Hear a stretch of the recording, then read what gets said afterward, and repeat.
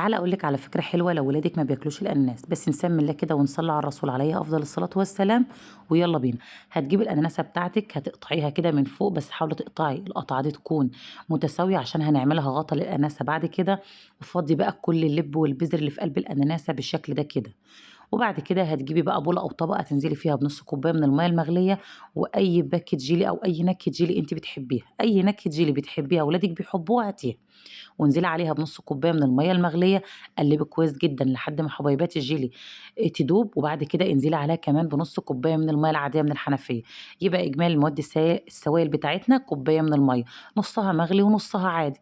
وحطيها بقى في قلب الأناناسة، ولو عندِك فاكهة كمان دوّبيها مع الجيلي كده وبرضه حطيها، بتبقى خطيرة.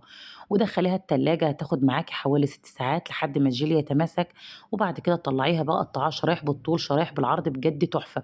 وزي ما قُلت لِك كمان لو عندِك أي فاكهة ضيفيها مع الجيلي بتدّي نتيجة خطيرة ولادها هيحبوها.